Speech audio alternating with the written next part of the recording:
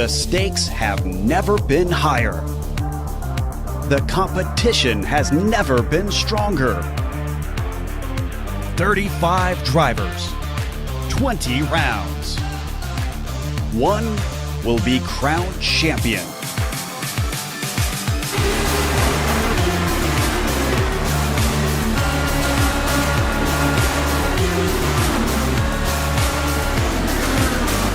Competition, commitment, excitement.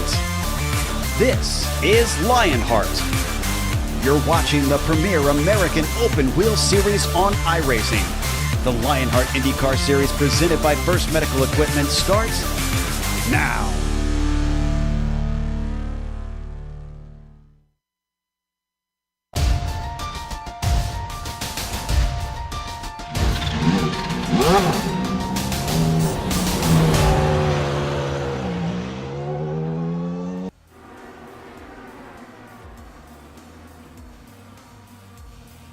We're all gamers, and HyperX is always ready to game. Competition, commitment, excitement. This is Lionheart. From Kansas Speedway, this is the Global SimRacing Channel's Round 18 coverage of the Lionheart IndyCar Series Season 8 Championship presented by First Medical Equipment. Once he rose above the noise and confusion, but he flew too high. Misfortune last round at Mosport now finds real-world IndyCar driver Sage Karam no longer as the point leader.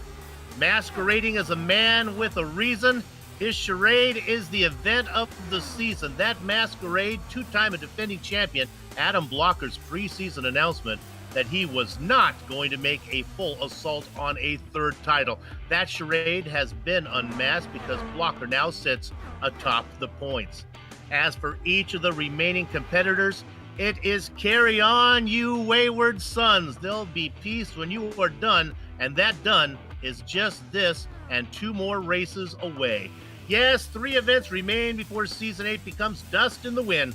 Close your eyes only for a moment, and the moment's gone. Whose dreams will pass before their eyes? A curiosity?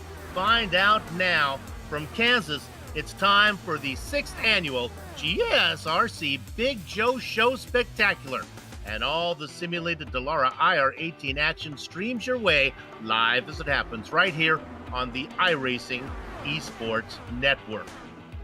On this Veterans Day, good health and welcome to the Sim Experience Countdown to Green. Over these 15 minutes, GSRC will bring you all the storylines, all the stats and facts you'll need to appreciate the 6th annual GSRC Big Joe Show Spectacular. Former real-world IndyCar driver Richie Hearn joins yours truly, Bill Soups, on way up in the booth to bring you our World's Eye view. Sean Ambrose has director duties armed with cameras provided by Dougie Beard. This is the 6th time Kansas has been on the Lionheart IndyCar calendar. Retired driver Dandy Dan Guerin has won here twice. As for active drivers with wins, well, they total 3. Both James Krahula and Chris Stouffer found success here in seasons 3 and 4 respectively. But the defending Kansas champion is also the sponsor of the day, the event's namesake, none other than Big Joe Hazard, making his 156th career start this afternoon. Let's take a closer look at today's racing venue.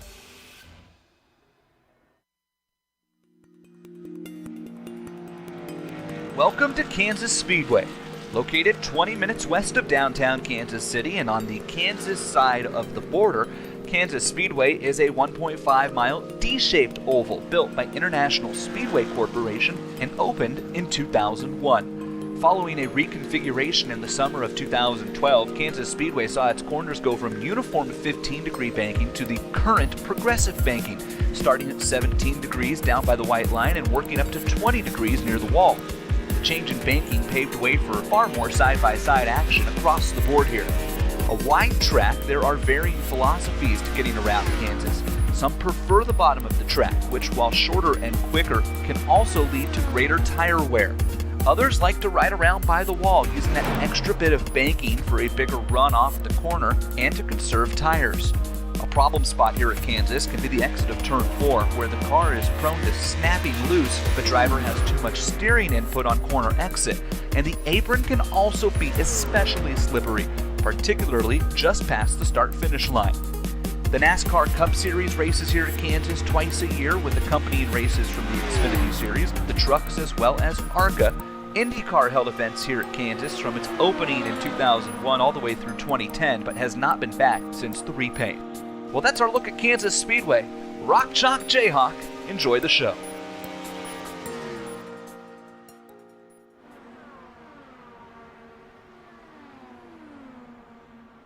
A look at Kansas Speedway. Richie, what do you think? Yeah, Kansas Speedway, a true 1.5 mile super speedway for these cars. This track is fast and super smooth. We should be able to see 3 and 4 wide all the way around this track. Of course, that white line on the bottom is going to be the preferred line, but I think we're going to have a super close finish. No real dangers here. Just kind of find the track position, pick the right partner, and go for it. Super wide pit exit, and not too hard to get into the pit lane. So I don't see any true dangers, like I said, but it's going to be pack racing all day long. Remember, the Countdown to Green is brought to you by the Sim Experience AccuForce steering systems with the most advanced tuning features on the market. The AccuForce Direct Drive is second only to the real thing. Check out the entire Sim Experience line of products. Head on over to simexperience.com. Soup? All right, let's head on over to the point standings now and take a look at these. The Drivers' Championship come courtesy of First Medical Equipment. Adam Blocker has 1 win. Sage Karam has 6, but consistency and attendance is the difference between the two. The rules package affords 60 points for a win, 55 for second, 50 for third, and then the interval diminishes as the positions drop.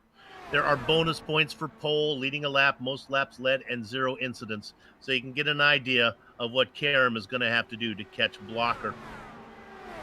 Now, the stars really need to align for Andrew Kinsella to really have a shot at stealing the crown. Connor Harrington makes his 50th career start today. Congratulations to him. Josh Chin's coming off a win at Mosport. Brian Yozik is the highest-ranked driver, still winless. And let's take a quick look at Adam Frazier there. His 9th place finish at Mosport earned him a 4-position jump up into 15th. There's another standings to look at, and that is the team championship. This comes courtesy of HyperX. The big news here is in the team championship, it is Allentech Simulation NHR Esports losing a driver. Sadly, poor sportsmanship caught Nathan Lewis permanently suspended from the series, so it falls upon Connor Harrington and Stefan Larkamp to carry the water. It's unclear if the team will be allowed to replace Lewis on the team roster. Now, undermanned Allentech Simulations NHR Esports will have a hard time to hold off the likes of Adrenaline Motorsports Red and Sage Karam Motorsports. There is another championship to look at, and with the news I just gave, this became not very close at all. Yeah, thanks, Soup. And this is the Rookie of the Year standings presented by Butt Kicker. Chin has pretty much blown this wide open. He is effectively 181 points in the lead, with Lewis not able to compete anymore. So Frazier will, after this race, possibly move up into second, but it's pretty much wide open. Usually this this championship is pretty close, but Chin has really set the world on fire. And as you can see up in the regular standings, he's all the way up to 5th, and he's pretty much guaranteed to be Rookie of the Year as we get closer to the end. Indeed, if you're a rookie and you pick up 2 wins during the season, that's a pretty good job there. Congratulations to Joshua. Don't need to give them to him yet, but it looks pretty good for him. The Lionheart Racing Series is powered by HyperX, and it's the premier open-wheel racing league on iRacing. It oversees 2 great series, the Lionheart Retro Series, presented by DMLC Racing Channel. You can see that every Thursday night, or most Thursday nights. And the featured series today, the Lionheart IndyCar Series, presented by First Medical Equipment. Both series honor the memory of the late Dan Weldon. And the viewership this season for all the Lionheart events, but especially this IndyCar Series, has been almost double than it was last series. So we're always picking up new viewers. For them, let's go ahead, Richie, tell them how the race details work here. Yeah, the race details are here, and these event details Come to us thanks to minus 273, the premier name in karting gloves. Their industry-leading gloves are super lightweight and durable, made of breathable poly spandex. Whether you're a kart or sim racer, minus 273 gives you the control to reach victory lane. For more information on minus 273's full line of gloves and apparel, visit minus273.biz. Don't forget to use minus 273 LHRS 15 for 15% off all your orders, and you won't be disappointed. Here we are with the event details. We're at season 8 of the Lionheart IndyCar Series, round 18 of 20, so just 3 races left. We're working the car, Dallara IR18 for everybody. The setups are fixed, but they have been adjusted, and cash and prizes totaling for this year is $10,721. My goodness, they're about ready to go out and qualify. Let's take a quick look at the weather as the cars start to bring in some numbers right now. Andrew Kinsella first to put in a time. What are we dealing with here today? That look too bad, huh? It's a pretty nice day, 75 degrees, mostly cloudy, 100-degree track temp. That's right on the border of maybe being a little questionable. If it gets a little cooler, that'll come down and make these cars feel a little bit better. If it gets a little warmer, it's really going to wear those tires out. Not too much wind, 9 miles an hour out of the west, so that's not going to be a factor. Once again, this track is flat out smooth, so I don't think any of that's going to factor into the race today. Sometimes we get to these ovals and passing is hard, qualifying really important. That's not what we expect today. I think we're going to see lots of passing. Again, though, I don't know if you want to find yourself well back up in it. Chris Lanini, not noted for being a fast qualifier, sitting on pole. Good for Sleepy. Yeah, he's put in a good time, 25.121. It's going to be real close here. Like I say, there's not much challenge. Just get out there and get the momentum and cut a good lap time. You're definitely probably going to want to be in that top 10, top 15. We're going to have maybe 30 cars out here today. It's okay to start in the middle to the back, but you're kind of risking an accident. And I think we'll have a few of those today, and you don't want to get caught up. For our championship contenders, Adam Blocker sitting third, Sage Karam sitting fourth. So those guys are right next to each other at the moment. So, Richie, help me out here before we go to the grid. Is there lifting out here on the track, or is it flat out all the way around? It is flat out all the way around, and pretty easy flat as well. I did a little running with these guys, and you'll be able to hug that white line all the way around, but I think you might see the momentum around the outside. I think we're going to see kind of 3-wide racing consistently around through the pack. And if we have green flag pit stops, I think that's going to be the difference maker on, who can extend it maybe. Adam Blocker's really good at that, and just finding that track position for that last run to the end. Looking there at Ken Hackett, there's Tony Schowen. Tony has a win at this place before. We talked about Joe Hazard being the defending Kansas champion. He's currently sitting in 6th. It's funny how there are different tracks that it's fixed setups. I mean, everyone should be the same, but some drivers just feel comfortable on certain tracks, and obviously Hazard likes this one. There's Tony. Yeah, there's just little things you can do, just building up the pace. In some places you just kind of have a knack for it, and some places you don't. So, Big Joe has definitely a knack for this, and as he's shown by winning last year, and sitting in 8th, so he's in a really good spot. But man, if you look at those times, look how close it is, just all the way down to 20th on that tower you're seeing. It's only 0.05 seconds, so it doesn't take much to move up and down. So just a little mistake is gonna push you down the line, but in the end, if you just stay clean, you're gonna get to the front. A couple former winners with good qualifying efforts. Tony Schowen sitting in 5th. We talked about Hazard bumped down into 8th. Sadly, our other winner, James Grahula, doesn't seem to be feeling it tonight, as he is down in 26th, but there's still plenty of time for him to get to the front. 28 drivers put in qualifying times. 7 drivers did not put in a time. We'll see if they actually take the grid. We should look like we have a full grid here of around 34 to 35 drivers. And I believe with qualifying being done, Director, I think why don't we go ahead and bring up the starting grid right now. We'll take it a row at a time. Here we go. Round number 18 here. Chris Lanini on the pole. He's going to be flanked, Richie, by Adam Frazier. Yeah, right behind them, we Mark Cohn. Nice job to him. And then our championship leader, Adam Blocker. Former winner here, Tony Schowen, sits in 5th. He's inside of the man trying to get the points lead back, Sage Karam. Starting 7th is going to be Ken Hacker, and starting 8th will be Joe Hasser. Correct myself on this one. I don't believe Schowen has the win. I believe it is Chris Stouffer that is a previous winner here. He's going to be alongside Ron Hacker. Starting 11th is going to be Jason Galvin and our own Brian Yazik. In the Baker's Dozen spot, it is Andrew Havakech Kinsella. Coming off a win in Moseport, Joshua Chin. Starting 15th will be Tyler Groff and Brian Beard. Next row has the boss, George Ansaldo. He's inside of Joe Branch. Starting 19th will be Justin Weaver, and starting 20th will be Stefan Larkamp.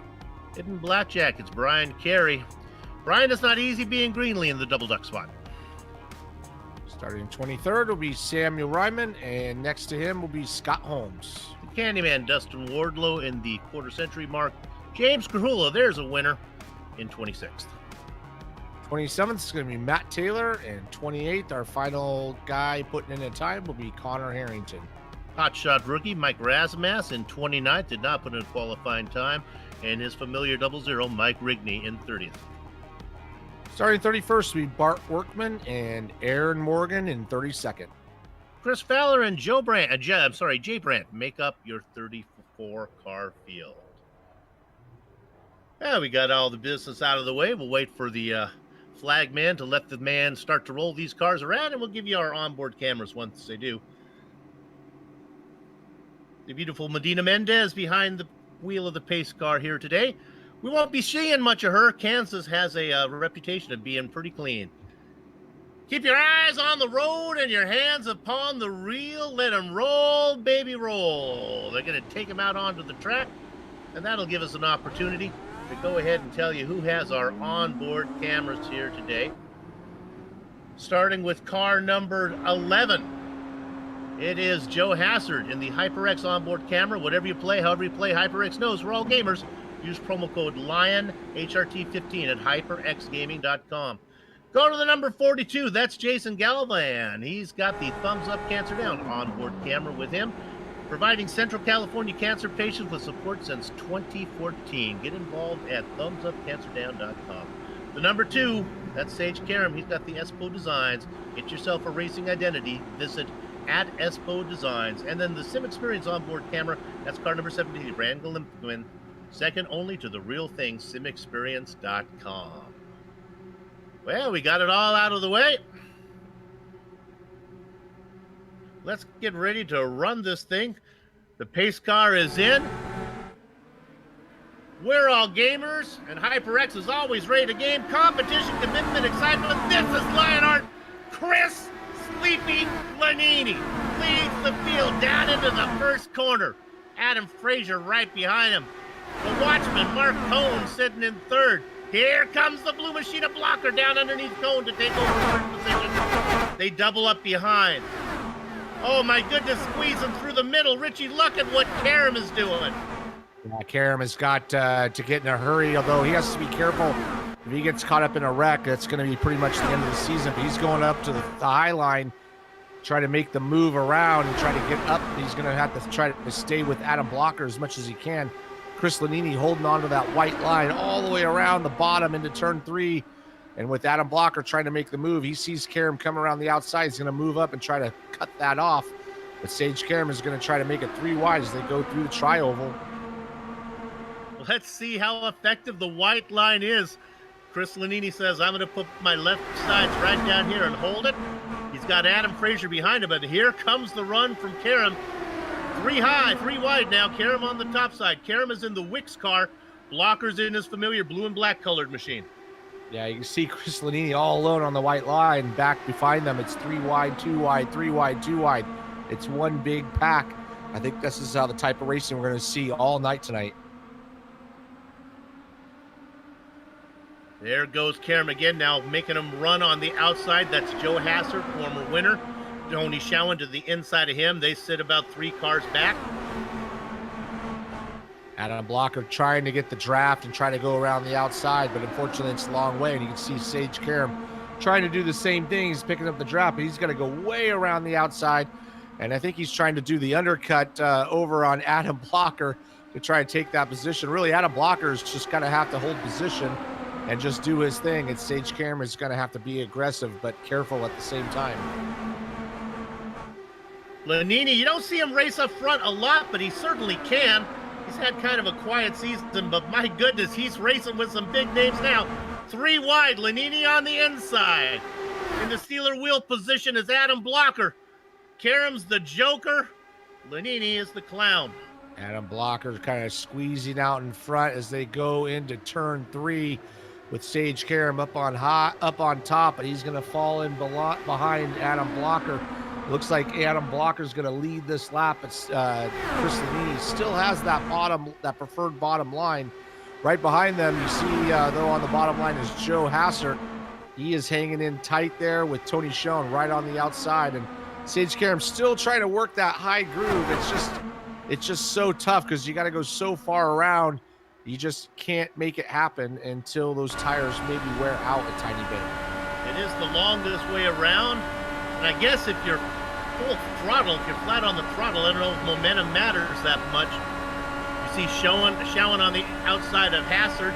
Let's drop back a little bit. That's Ken Packer now trying to make a move up, working that dark car on the outside.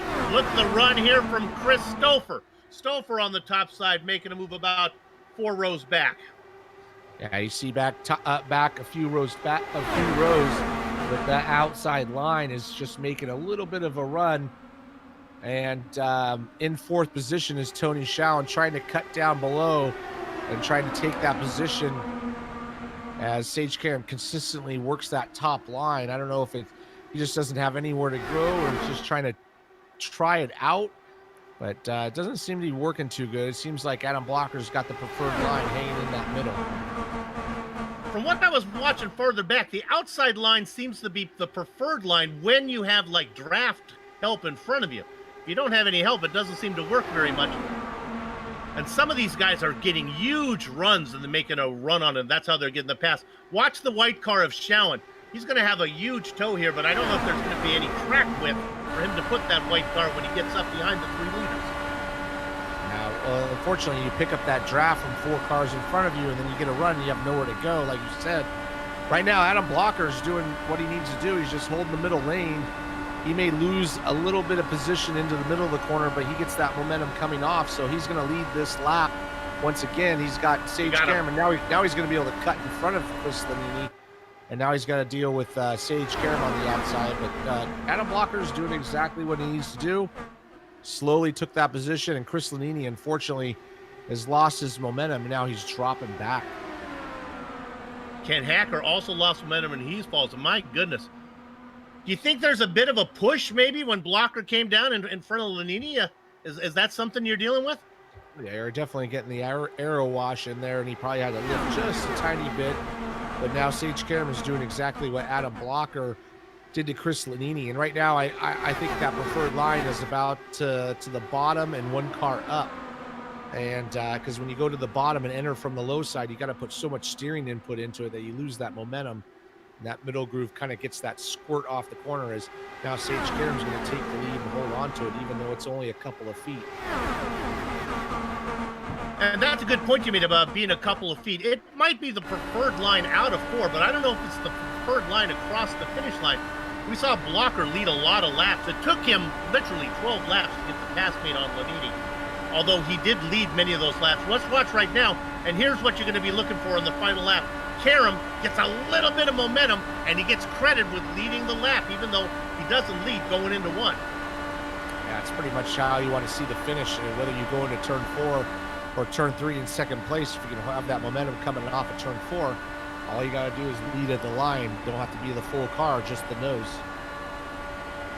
I want to drop you back to car number 42, currently in 6th position. He's up 5 spots, a hard charger. I'm talking about Jason Galvin. Having a good run out there in the thumbs up cancer down machine. Yeah, he's moving up a decent amount of spots, although right behind him, Andrew Kinsella, starting 13th customary, and he moving up, and he's got to fight for those positions as well. As he's kind of a dark horse for that championship.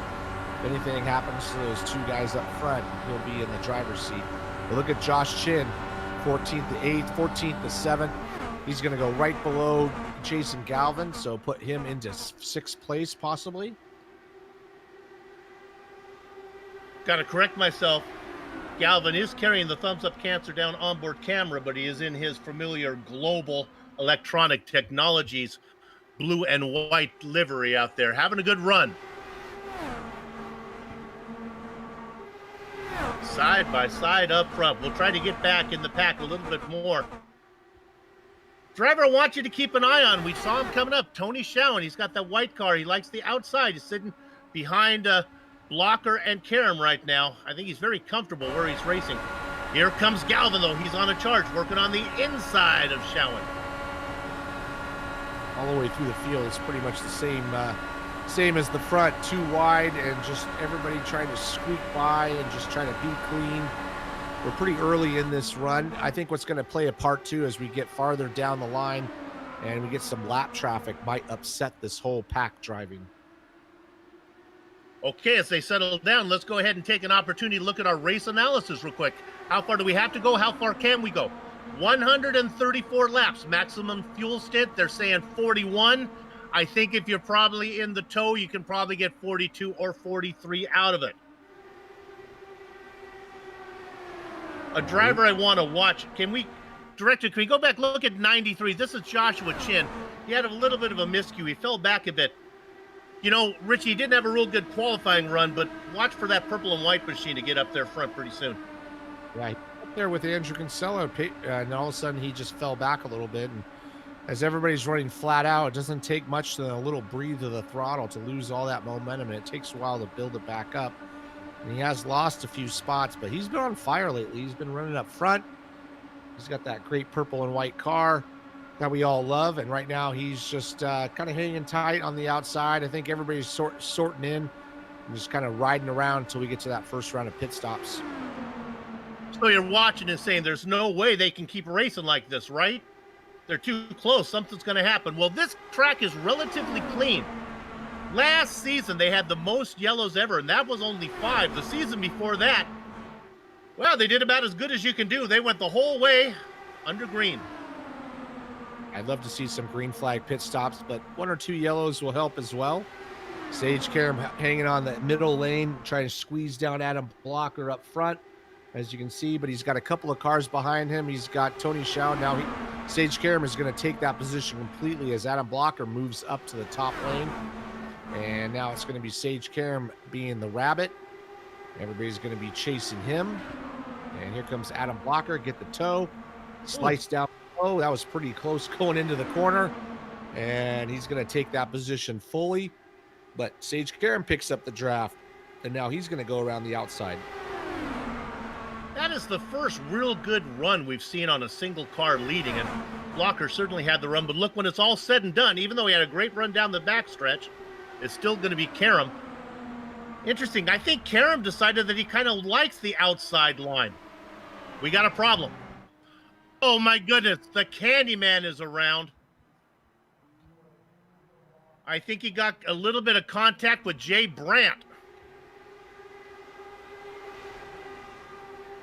Yeah, coming off the corner, going into turn 3.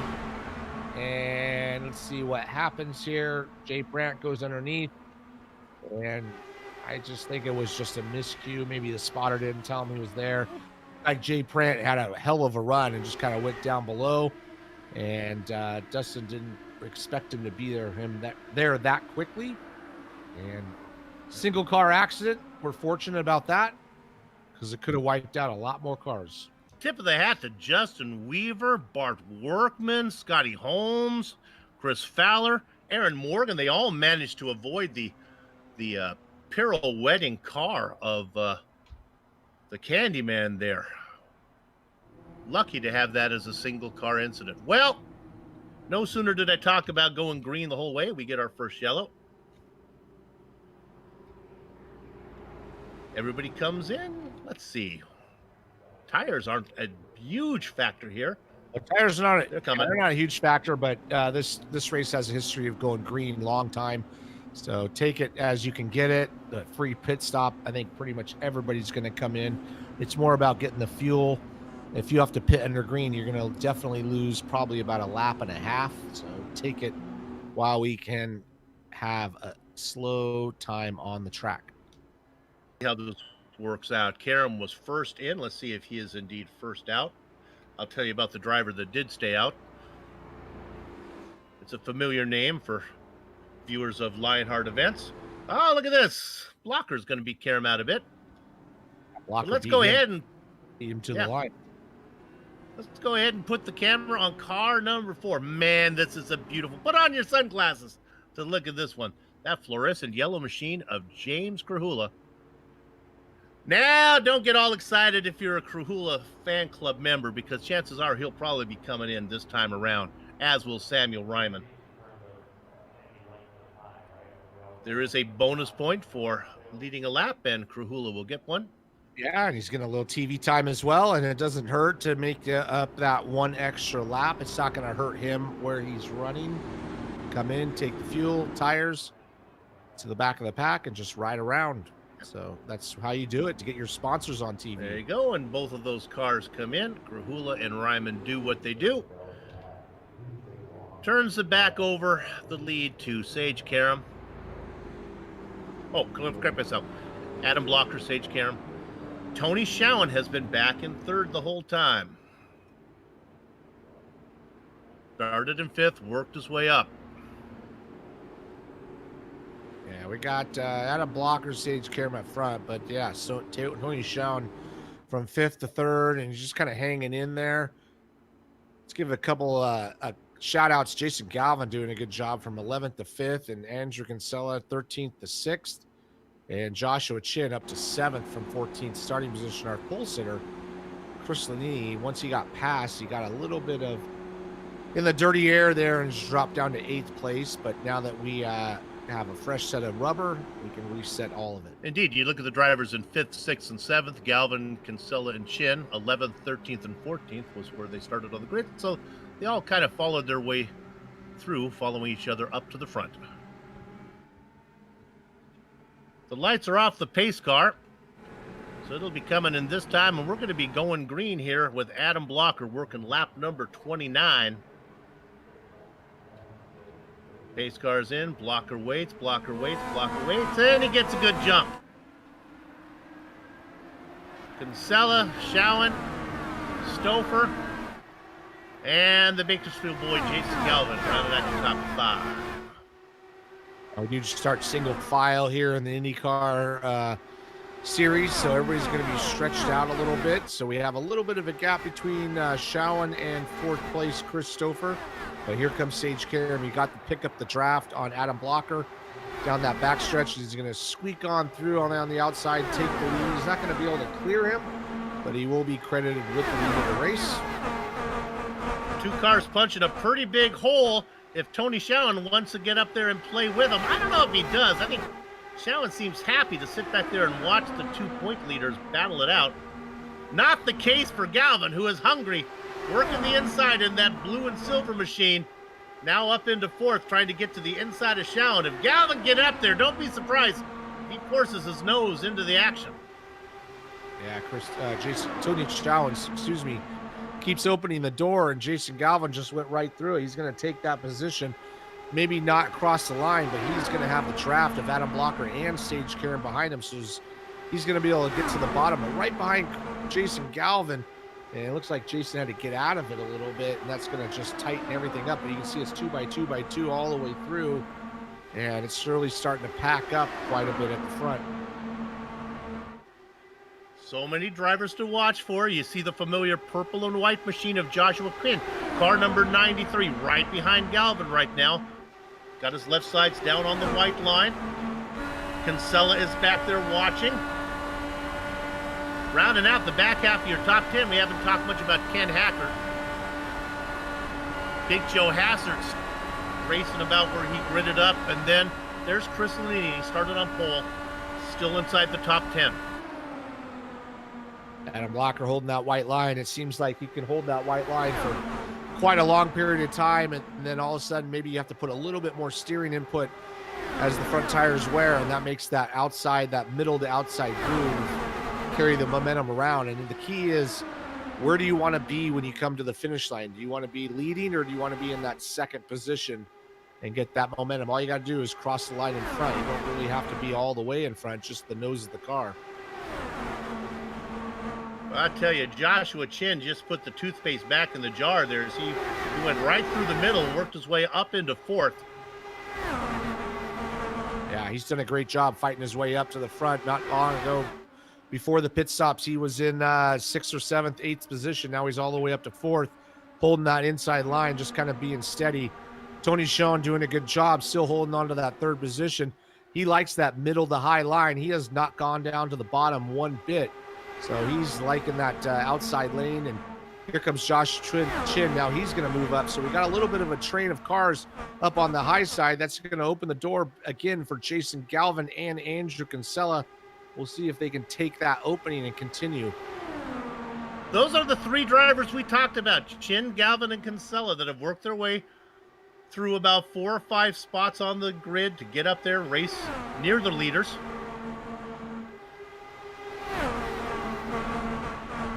Let's go ahead, take this opportunity, drop back, look at some of these guys a little farther back. How about car number 26, up 5 spots? This is Tyler Graff. He is in 9th spot now. He's worked his way into the top 10. Brian Yozik behind him. Lanini continues to drop. And Tyler Graff has got a huge pack of cars right behind him, starting with Brian Yozik. It looks like everybody's running about the same pace, but there's really nowhere to go. It's just about holding position, not losing track, and they're just taking the spots as they come. As Tyler Graff is looking to get around Ken Hacker. Ken Hacker goes up high, and Tyler Graff goes around right around the bottom, and he's going to move up into that 8th position for Tyler Graff. I'm just going to point this out for Sage Karam fans. There is something called netcode. There is something called ghost contact. I'll tell you, Sage Karam is not scared to run right next to Blocker. No, he's right down, squeezing right next to him. And the thing is, if he has nothing to lose, he's got to go for it. Adam Blocker has everything to lose. So Adam Blocker's the one who's got to hope for no net code more than anything else. But yeah, Sage Karam has no problem going right down within a couple of inches of Adam Blocker as they go in the corner. And you can see on board here, right down to that right rear tire. And they get real close, and then they just spread out a little bit as they come off the corner. He's trying to pick up that side draft. Believe it or not, there is a little bit of side draft in these cars, not like a stock car, but there is some. Well, there must be. He's the way he's racing. For the first time today, Tony Schoen was down on the inside as Joshua Chin got around him, but that was short-lived. Schoen back up in his familiar spot. Yeah, Tony Schoen definitely likes that higher line. He has not really gone down to the bottom. And, you know, when you go up the high line, it is the long way around, but you don't have to put much steering input into it. So if we do go long and the tires do wear out, that's going to help him out. But he's just, I think he's just happy right around the outside. It's a little bit of a safer position. We got Jason Galvin still trying to make that low line work, and Joshua Chin and Andrew Kinsella trying to make their way up to the front. Josh has gotten up to 4th, and he's sitting in 5th now. He has gotten to 4th, but that's about where he stalled out. Okay, we're going to take you to car number 44. This is a big name. Making his 50th career start today, Connor Harrington. Started in 28th. That was with a qualifying time. Is up to 11th. He's doing it. He is in that blue, that dark blue and white machine now, just on the outside of Brian Yozik, who's tucking a nose down inside. Good run for Harrington. Yeah, that's a great run for Harrington from 28th to 9th. We've already seen how hard it is to pass. And so to pass, 19 cars, he's done a great job. And he's working that high line as well, so that's working for him. It really seems like the high line is the better way to go. We got very few cars down on the bottom once we get, 10, 15 laps into a run. But unfortunately, everybody's running the high line. and so there's nowhere to go. So right now you can see a whole train of cars up on the top, and then just one or two cars on the bottom, which is Adam Blocker and Jason Galvin. And but like I said, once you get up top and everybody's there, where are you going to go to pass? Well, I'll tell you how much better the high line is. It was 6 1,000ths and now 8 1,000ths better than Adam Blocker. It is basically a dead heat at the line between those two guys up front. You can tell why Kansas has a reputation for close finishes.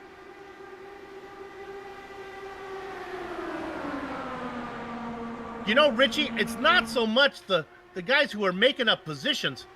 What I've seen is, boy, if you make a mistake or if you lose momentum, and that just happened to Jason Galvin, boy, it costs you a lot of time because they go around you. Galvin now was racing right behind the leaders. He's now back in 6th. Yeah, you're pretty much maxed out in 5th gear unless you're in the draft. You're running in 6th, but in 5th gear, you're maxed out. So these cars, their power band is right at the very top of the RPM band. So if you just lift a little bit, it takes forever to get back up to speed, and it doesn't take much to lose a couple of spots. As Jason Galvin is finding out, he's fallen back through the pack as that top line is going by him. Let's move Andrew Kinsella now up into 4th spot. He's trying to work that bottom line. Up on top, we have Tony Schoen, Joshua Chin, and it looks like Chris Stouffer. But we got a yellow flag. I think it involves Rigney, and I think Krahula involved, James Krahula involved in car number 4. I think it starts with Krahula getting off the pace here.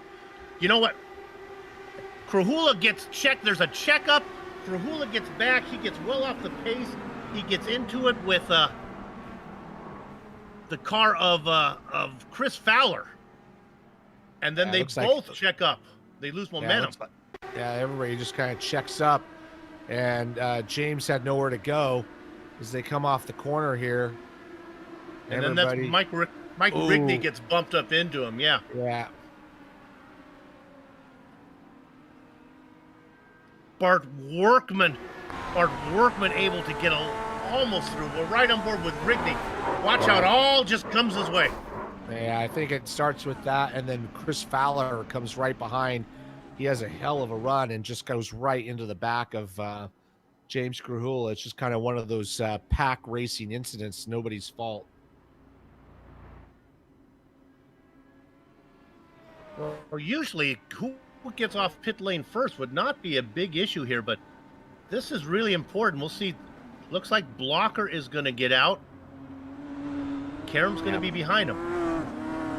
Yeah, okay. Chin had a great pit stop. He came in and moved up a couple of spots. Looks like Chris Stouffer as well. So everybody's pit stop is very close. It's just getting into that pit box as quick as possible without overshooting it. Well, last time we had a yellow flag, you saw James Krahula stay out. Well, he's not going to be able to stay out on this one because he was upside down. Samuel Ryman was behind him and did not get credit for leading the lap. Sammy stays out this time. He's going to get credit for that one. You're your leader. You're our leader, Sam. Now, Richie, what's interesting here is I'm not sure if Adam Blocker doesn't prefer the inside line and Sage Karam doesn't prefer the middle line a little bit higher. I don't know if Blocker's going to... I think Blocker's going to be happy to let Karam go outside of him. Yeah, I don't think when you're on the pole position right there, you don't really have any choice but to hold that white line. I mean, if you open the door, he's going to go underneath. You're kind of in a weird position. I think as we come to line, if we were green-white checkered, you just have to weave and block as much as you can. But, yeah, I think Adam Blocker... You know, the thing with Adam Blocker, I know he wants to win the race, but the championship is more important. He doesn't have to win this, and Sage does. And so I think Adam's going to play it safe and just kind of run the bottom. Good racing going on here. Glad that you're with us here in the Lionheart IndyCar Series. Of course, Richie races in the Lionheart Retro Series. They race on Thursday nights. They have a handful of races to go in their championship as well. They race on Thursday nights. You want to tune into that, hear the action called by Jason Galvin and Brian Yazek. Very entertaining too. Knowledgeable and just fun to listen to as well. Sam Ryman has decided it is time to come in. That'll let Scott Holmes get the wave around and put the familiar Dodger blue and black machine of Adam Blocker in the lead. Looking through for some hard chargers that we may have overlooked. We talked about Connor Harrington, 28th to 7th, excuse me. Let's go ahead, director, put the car on car number 21. This is Brian Carey, up 10 spots, right now in 11th position. Let me correct myself. He started in grid position 21 to be car number 79. Soup, learn to read the columns on the timing and scoring correctly. Car number 71, gridded in 21st, sitting now in 11th position, Brian Carey. In the Rev Limit livery.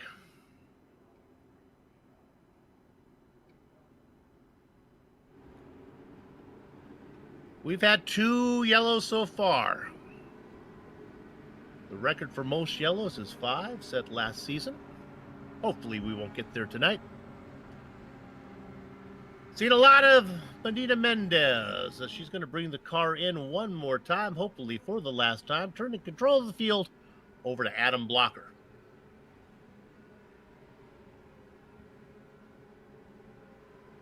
Blocker holding them up. Gather up the chickens, take covering on the cows. The horses are out of the barn. Adam Blocker working lap number 53, leads the Stampede down into the first corner. Karam about 4 car lengths back. Richie, let's see what line they each choose. Yeah, it's pretty much a broken record here. What we saw earlier, here comes Sage Karam, gets that draft on the backstretch, comes around the outside. He's definitely going to lead this lap. And here comes Josh Chin. Well, he's going to pick up a double draft.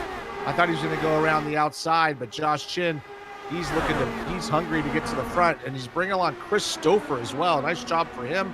And but Josh Chin from 14th up to 3rd, great pit stop.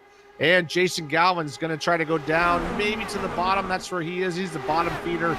He's going to try to take that white line as he does and try to make that work to try to go underneath Chris Stouffer.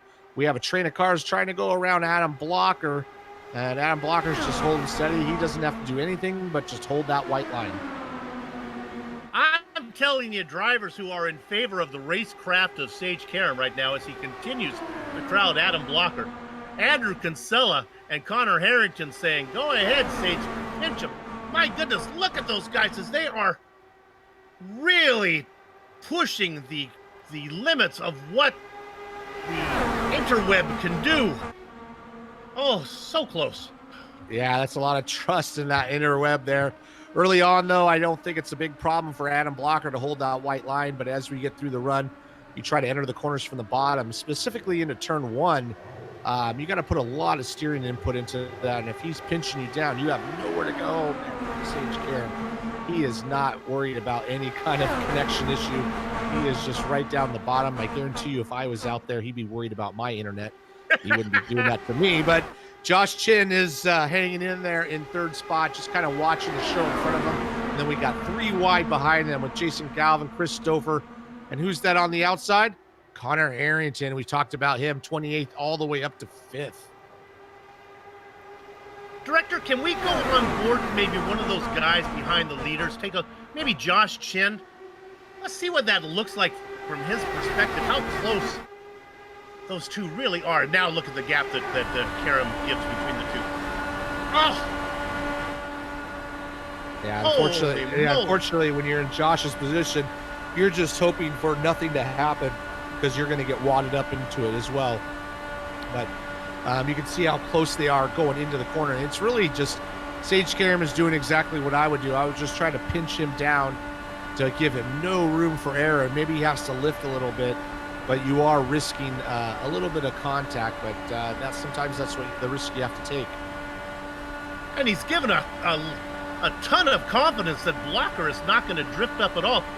I guess it's easy to keep that car down. They're not pushing, but my goodness, if Blocker comes up at half a foot, they'll be together. Yeah, I don't think there's much of a problem of it washing up on the exit. It's more just pinching him down on the entry, as that's what you see him doing. as they go in the corner. He kind of holds them down on that white line, then he gives them a little room on the exit to play with. But it's just trying to make him work those front tires a little bit harder than normal. But here comes on the outside. Who is that? Andrew Kinsella, 13th to 5th or 4th at the moment. He's trying to work the outside of Josh Chin. Josh is kind of stuck where he's at, and it's opening the door on that third lane at the top. Yeah, I'm not sure if Josh wanted to surrender that spot to the outside, as now Kinsella is up there as well. Remember, Kinsella and Chin have worked their way through the field. They brought Galvin with them as well.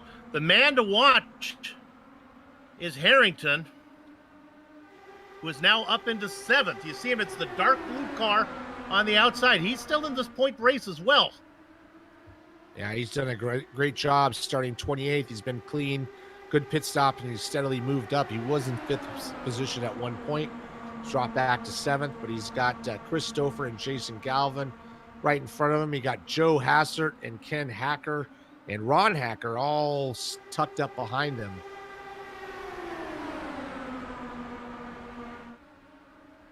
Let's go ahead and talk a little bit about the team championship. Car number 62, Pennsylvania driver Stefan Larkamp back in 15th position. Remember, I talked about that top team that really needs a more catchy name. Allen Tech, NHR Esports, Sim Racing, Left Shoe, whatever it is. They're sitting on top. Larkamp, one of those drivers, as they lost Lewis as their third member. Larkamp having a good run back in 15th, up 5 spots. Yeah, and you bring that up. That team championship is tighter than really we make it out to be. I mean, first place is only 12 points ahead. Third place is only 19 points behind. And so we got Chin, Karam, and Martinez in third. In the third place team, Branch, Carey, and Kinsella in the second place team, and Harrington, Larkamp, and now Taylor in the first place team. So that's really going to be big, tight points going into these last 3 races. Oh, you got some news for me there that Taylor was allowed to fill in. See, I didn't know that. Thanks, Richie. That's good. I got a message here just before the race that Taylor has been allowed to join that party. But he's not doing so good. He's sitting down there in 25th spot, but any points is better than 0 points. And here comes Andrew Kinsella. Man, he is forcing his way to the outside. He tucked right behind Sage Karam, and Sage Karam forced him to the outside. We're going 3 wide into turn 1. And now Andrew Kinsella's going to tuck in. He's going to try again. But now Sage has got to worry about that outside lane as well as the inside lane. Take a look at the points graphic. You'll find Blocker in first, Karam in second, Kinsella in third. On the track, you'll find him, well, kind of in a front row at Indy. Yeah, top 3 right here in the points, top 3 on your track. Chris Stouffer trying to go around the outside in that chrome and teal colored car, and he's just kind of hanging tight. Andrew Kinsella is getting racy, or he really wants to try to take that position. I don't think he's going to be able to go all the way around the outside, but he's going to force Sage to be a little more defensive than if he wasn't there. There is a lot of action through the field, but I'm going to tell you right now, when they're racing 3 right up front, we're going to stay here for a while. Look at the run now that Karam has. He gets a great run as he tucks in, gets a double draft. He has the momentum. He may be able to get his nose out front there. Maybe he slows Karam down a bit. Now, finally, Karam tucks in and he gets up. And now Karam is into Kinsella. All 3 of the points leaders crash, and there's a big pile up behind them. That's the worst place to have the wreck. And we have a yellow, obviously, but that is a huge moment in not only in this race, but in the championship as well. If there is good news to be had, it took out all the guys up front. I'll look for guys who got through. Yeah, and if you want to have some good seems news, okay. Go ahead. If you are an Adam Blocker fan, you can see he spins. He just goes through the grass. He has no contact. He has no damage. So he's going to be able to keep going. It's going to be Andrew Kinsella and Sage Karam, and anybody behind them is going to pay the price. So our points leader is going to be safe and sound. But boy, this really mixes everything all up. Stay on this a while, Director. I will give you a good onboard camera. How about let's try it with Josh Chin, car number 93. It happened in front of him.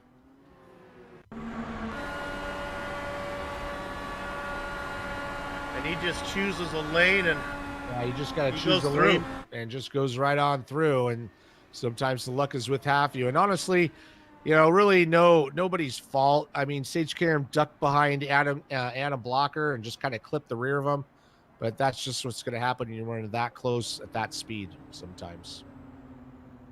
And again, the only thing that makes it interesting as it took out all three. Now, I don't want to dive into the weeds too far here as we look at pit stops, but when it comes to drop race insurance, the man who is sitting the best, the man who has what I like to call pocket points that he hasn't used yet, that goes to Andrew Kinsella.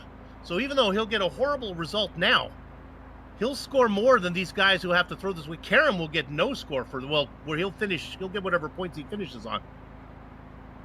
Let's look at Andrew Kinsella right now. The car is out there. I don't know if it's going to look the same for you guys. I see no nose or wing on his car. Yep. Yeah, he's got no front wing and no rear engine cover, so he's going to come in. They can replace that front wing, but I don't think they can replace the engine cover, so he's going to have to just go out there and just get what he can get. I want to go back to Adam Blocker. He's got no damage. Came in for just a normal pit stop. Really? He's going to come out. Yeah, he just spun out through the grass and didn't hit anything. So he's looking good, even though he's sitting in 20 in the spot. But he kind of, even though the wreck happened with him spinning, I don't think he really paid too much of a price except losing 18 spots on the track. Well, I'll tell you right now, as we're going to bring James Kerhula in for an interview who got caught out earlier. I'll tell you right now, that is a price that Adam Blocker is happy to pay to be in that incident and still be out there racing. James, they checked up in front of you. Yeah, and they did not check up behind me, and so and then after that, it looks like two cars kind of got together avoiding, and that really did a sin. But I think the car was pretty much broke after that first contact, and man, we had a rocket ship.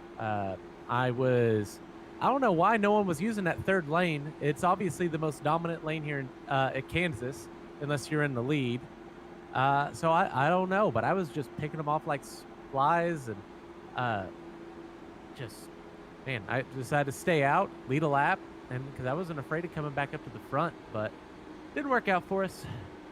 It's funny you mentioned that because I saw up front the outside line doesn't work, but the guys who are picking up positions, working their way through the field, the outside line was where to be.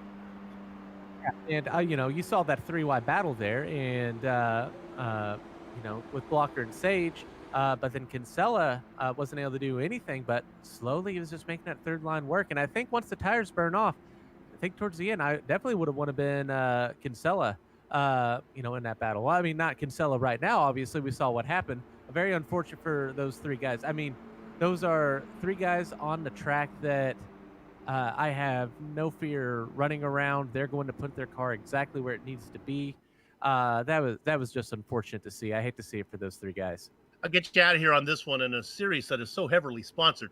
Your car is so bright, so colorful. Is there a sponsor on that yellow car that I'm missing, or is it just pure yellow? There is a sponsor, Sim Racing Merch Esports. Head to simracingmerch.com, where not only will you be a better looking sim racer, you will be a better sim racer, except for that last part. But anyway, we've just been incredibly lazy on painting our car this year, but having everyone looking at it because it's bright yellow and you can't miss it. I love it, man. Good luck. We're going to be going green here in a minute. Good luck to you. See you down the road with 2 more races to go. Pace car is in. We're going green. We will take a commercial break on our next yellow. Christopher, your leader right now. Jason Galvin in second. Harrington is up to third. And the question I got to ask, where is Blocker? Well, how about 16th? And Richie, car looking pretty good. Yeah, his car's clean. He's just going to have to be, and his 2 main competitors are out of the race as Andrew Kinsella is disconnected, and I'm pretty sure Sage Karam's out of the race as well, so he doesn't really have to do much. It's almost like another race we're watching here as all those guys were taken out, and now we got Christopher. We got Jason Galvin, though, who was working that bottom line earlier. Now he's working the middle lane. He's trying to take the lead from Christopher. We got Brian Yazek. We got Connor Harrington. Oh, boy, that was close. A little bit of weaving down the straightaway, but Connor Harrington backs off as he was 28th to third. Now he loses a couple spots, but look who's in second now. That purple and white machine Josh Chin, he has been up there, and he got lucky in that last crash. He just kind of picked a lane and found a way through it. Now he's working for the lead. No offense to Stouffer and Galvin, but they don't play the same as Blocker and Karam did. A lot more weaving going up on there. Chris Stouffer on the inside now. There's the purple and white car of Chin working their way up. Galvin, who's been up front most of the time, a great run now on the outside in that white and kind of, I guess, orange car there. That is Brian Yazik. Yeah, we got a lot of new players up front. We got Stouffer, Chin, Galvin, Harrington, Hasser, Yazik. Here comes, oh boy. And Chin forces his way to the inside. He got down low. I don't think Coach Stouffer wanted to give it to him, but he had to. And here comes Brian Yazik. We got some other players up there with Anzano, Hacker, and Larkamp all up there in the top 10, but this has turned into a totally different race as we started. Blocker now up into 13th. We'll just keep one eye on him as he works his way through the field. He ducks down there and he gets two more. Oh, let's go to Blocker, car number 1. He's on fire. He picked up one driver, and then as I kept talking, he went underneath Graf and Cone. And now he's looking to go underneath. This is the car on the outside. That is Tony Schowen. The red car is George Anzaldo. Holy moly. What's your hurry, Adam? Blocker is used to being up front. That's where he wants to be. He's got 3 cars in front of him, but he's working that bottom lane to his advantage as everybody moves up out of his way. As he gets close to the front, though, it's going to be a little bit tougher, but he has moved his way from 16th all the way up to, where's he at now? 8th. Yeah, working so he's on the red. He's definitely working hard to get up back to the front part of the grid. The red car is Stefan Larkamp on the outside. Started in 20th, up 13 positions. The blue car underneath, Blocker. The 2 cars in front of him, Yazik on the inside, Hassard on the outside. Hassard, the defending champion, making his 1,714th career start tonight. He is our spotlighted driver. We've really pushed our luck a long way. We went to this one. Let's go to it. Okay, I exaggerated. His 156th career start. Got himself 7 wins. Whenever you see more wins than pole, you know that guy's a race driver. 36 top 5s, 56 top 10s. Go down to the bottom line. Most recent win, Canvas, last year, baby. So far, he's avoided the curse of the spotlight. Racing in 8th position. Yeah, if we want to go back to the team championship, but we talked about that wreck had definitely an impact as Adrenaline Motorsports, who's sitting in 2nd, lost Kinsella. SKM, who's sitting in 3rd, lost Karam. So Alcatech Simulation, NHR Esports sitting in the lead with Harrington, Larkamp, and now Taylor are all looking pretty clean. And that's going to be a big difference as we get closer to the end of the season. You heard Richie talk about how close the team championship is. You know, just by the nature of the beast, where the whole thing is calculated based on 3 drivers' score instead of 1, more points, there's more room for an interval, but the team championship is actually closer relatively than the driver championship is. My goodness, up front. It's just taking my breath away there. The car on the outside is Harrington, the dark blue one. Here comes Jason Galvin trying to make that move around Josh Chin. Now Josh Chin's pushed down to the white line, and Jason Galvin's trying to do what Sage Karam was doing earlier on, just try to get that momentum, just kind of squeak by at the line. But Connor Harrington all the way up to 3rd position, and he is doing a great job starting 28th, and he's just kind of steadily. But here comes Adam Blocker all the way up from 16th up to 4th. How is that to the possible? inside. He's just there's a reason why he's a 2-time defending champion. So Richie, tell me why. I mean, I guess if you bottle it, if you knew, but everybody's flat out, right? I mean, how much skill can Blocker have over the competition for him to do what he does? Is it just a matter of being smooth, or what lets him do that? I think he just has a good feel for where the momentum is taking you. So when you have the momentum, you either go high or low. You just find a spot. I also think that I hate to say it, but you know when it's getting this close to the end of the season, and he's leading the championship and all that. But you kind of give him a little bit more space. At least I would.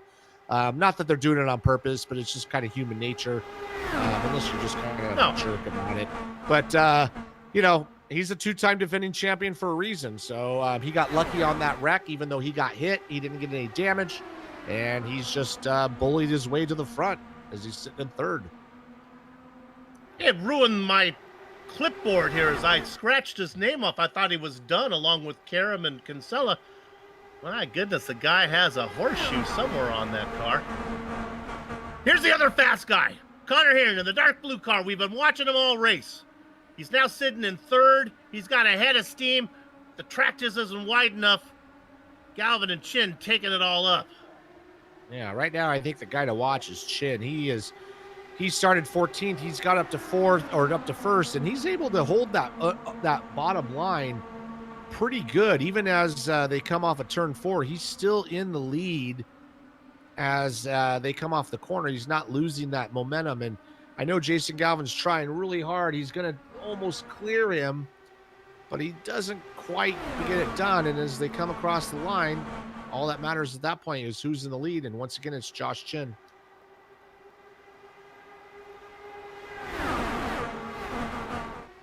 One, two, three, four, five. The goes all the way back. Maybe a little bit of a break back in 9th position for Tony Shawan. Let's quickly put the camera on car number 20, Chris Fowler. He started in 30-30. He's in 12th right now. Just somebody to keep an eye on. He's racing in there with Larkamp and Graff. Give a little screen time to some of these guys. Justin Weaver in the mix. We haven't heard much from the Moby Dickey's machine tonight. Jason Galvin's been able to get the lead. Somehow I missed it, but he got the lead. He's got that bottom line as he's now gotten the lead. I want to point out that we are now within the fuel window. So no matter what yellow flag or green flag stops, it's going to be one more pit stop to the end for everybody. I don't think tires are going to be a big deal. It's going to be about fuel.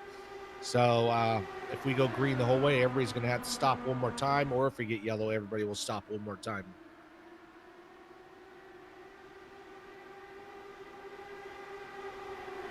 Working lap number 94. We have an opportunity to talk to James Grahula again if he's still with us. James, you got a copy?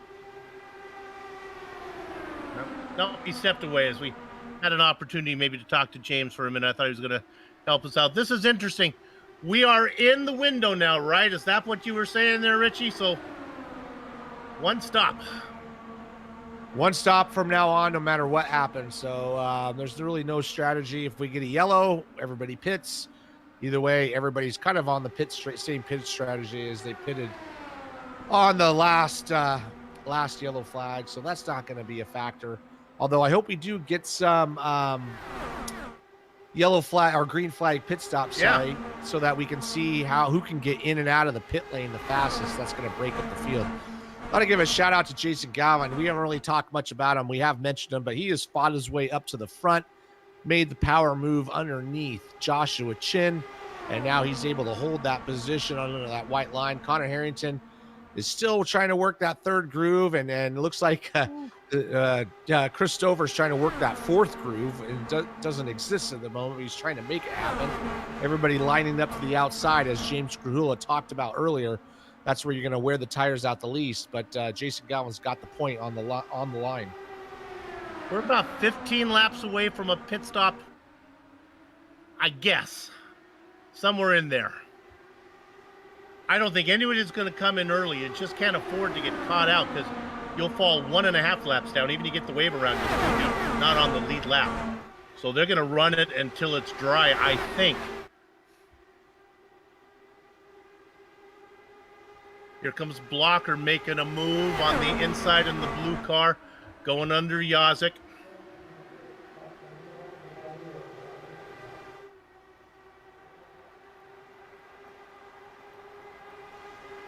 "11 cars in the lead group, with the last car being the Moby Dickey's machine of Justin Weaver, car number 66. Oh, In the wall was Stefan Larkamp, I think. Can we look at car number 62? I don't know if he got the wall. The red car, oh, he had to check up.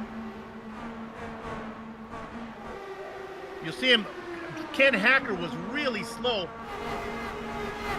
We're not going to be able to get that replay for you. Larkamp might have brushed the wall. He's still out there racing. Yeah, you can brush the wall slightly and not really. Oh, we got a crash on the back straightaway. Car flipping over into the fence. It's going to be yellow flag. And unfortunately, it looks like it's going to be our race sponsor and last year's winner, Joe Hasser. But I kind of caught it in the background. I don't know exactly what happened. Yeah, it was the Moby Dickey's machine. Hazard, I think, might have got off pace. Hazard might have got loose, and poor Justin Beaver couldn't get off of him. I caught it out of the corner of my eye, too. Let's see if Hazard is off pace here. Yeah, it looks like I'm watching it. Hasser he just had a lift and it looked like I think that was Justin Weaver Underneath got a run and they just kind of clipped side and just kind of one of those things. Everybody wants the same position and put Joe Hasser on his lid. Here's what I'm gonna do. Here we are, Justin Weaver, and you can see it. I mean, everything happens so fast, and there he goes right there. He just Looks like Hazard may have got loose and came down on him. We'll stay with you until the cars exit pit lane. We'll see who's first out. Then we'll take a short break for a commercial and then stay with you all the way to the checkered flag.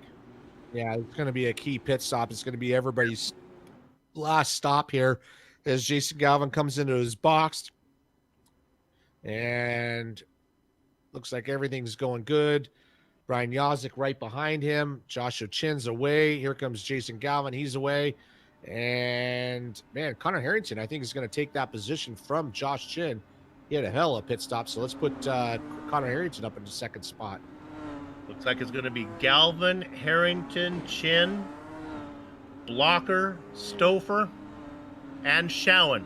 When we come back, it'll be about a 30-lap sprint to the end. We're going to take a short break here on the Global SimRacing Channel. We'll be back. Don't go far.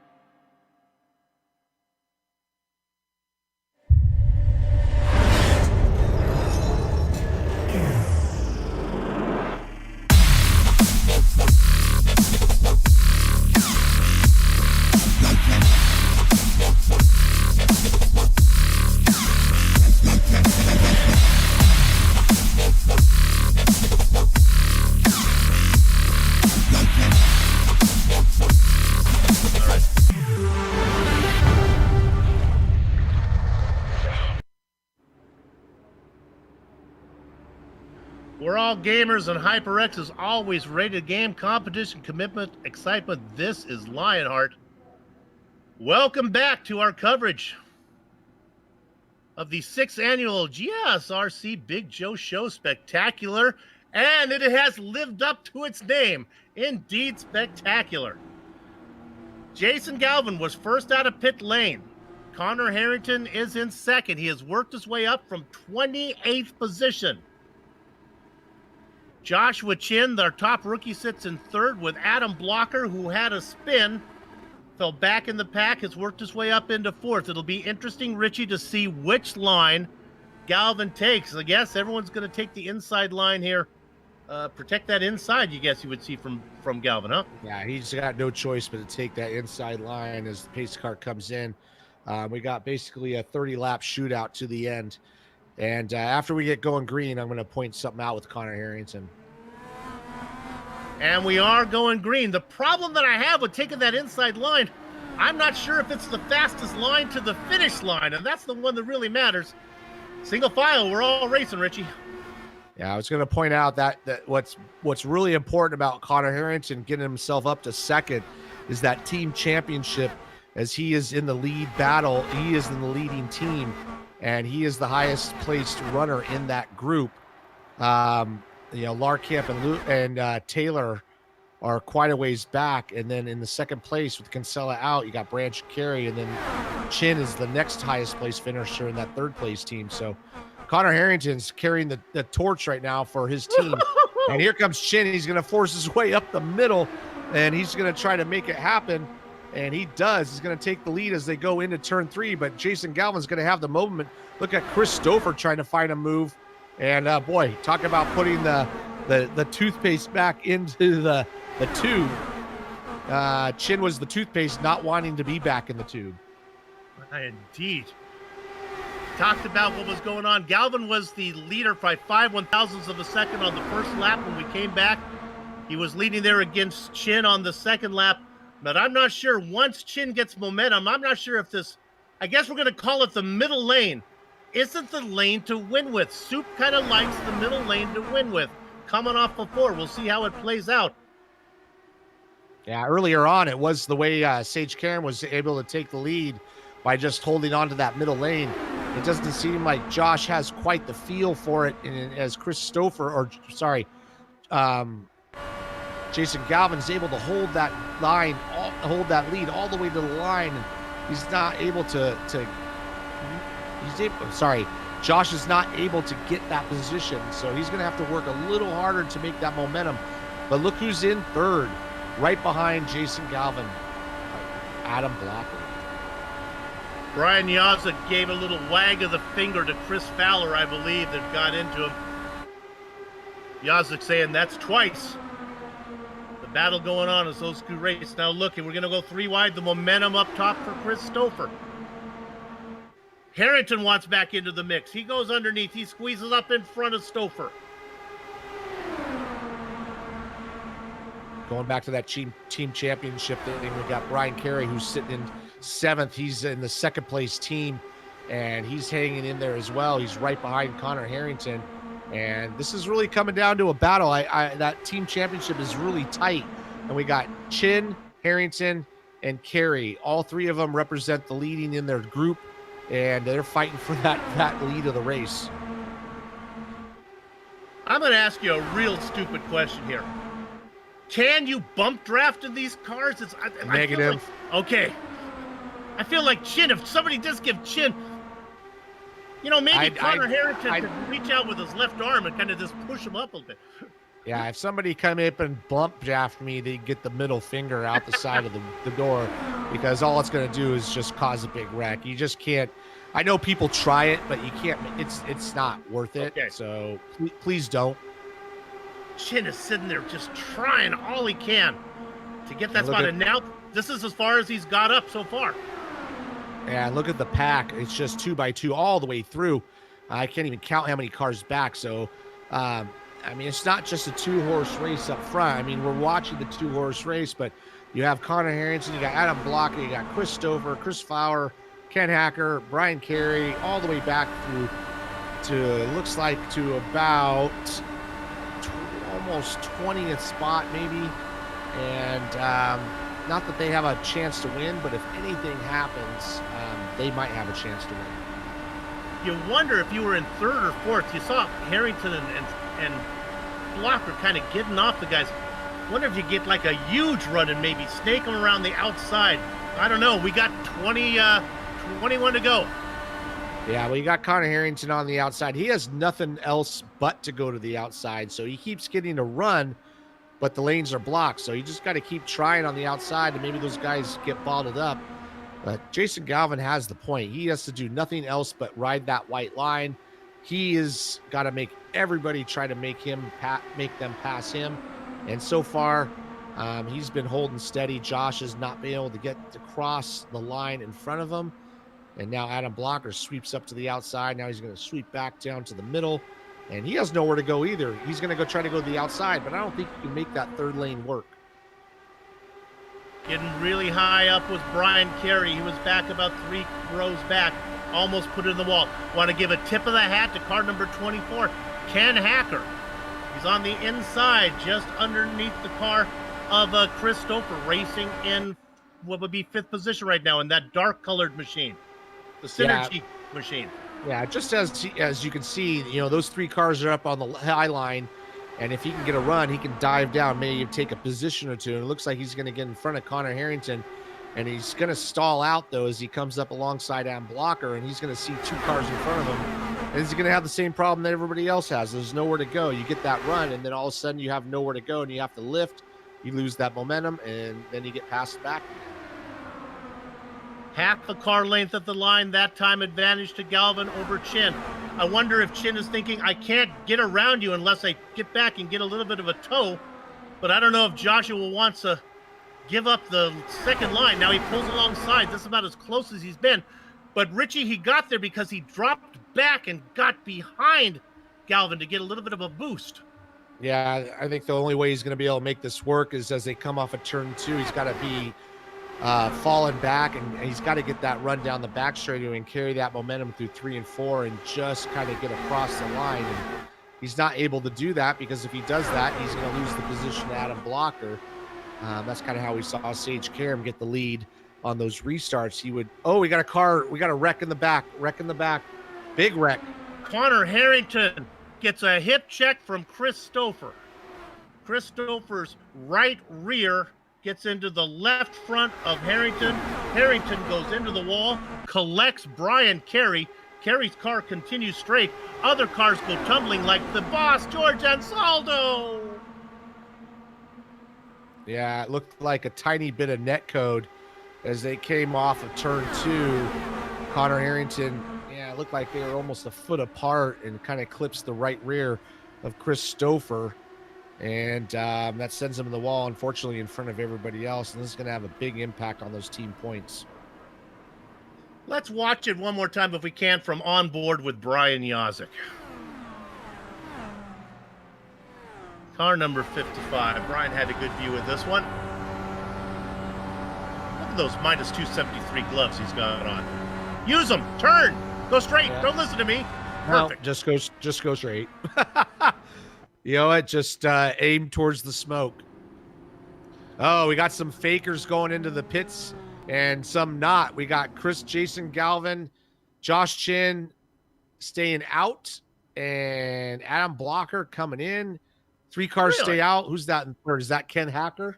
Ken Hacker stays out, and then Adam Blocker brings Chris Stouffer and the rest of the field. So this is interesting because I really didn't think tires were that big of a deal. So I don't know if this is going to pay off. By the time we go to green, it's going to be about, 9 laps to go? Must mean something, but see how many cars stayed out. Not that many. Samuel Ryman will be in 4th. And Blocker comes out with fresh rubber in 5th. And no offense to Samuel Ryman, one of the drivers you got to get around is Samuel Ryman. So, I mean... Yeah, I think that I would have stayed out. I think Adam Blocker, knowing that his biggest competitors are out of the race, he had nothing to gain, or nothing to lose, I should say. And those guys just followed him. So right now we got Adam Blocker, Chris Stouffer, and etc. all on new tires. And then we got Galvin, Chin, Hacker, Ryman, and it looks like Scotty Johnson, but I think he's a couple laps down, are all up there with the used tires. But Man, I don't know. I've been wrong many times. So, but I definitely would have stayed out.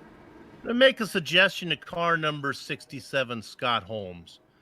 Scott, you are not going to get the wave around. You are in 25th position right now, 3 laps down.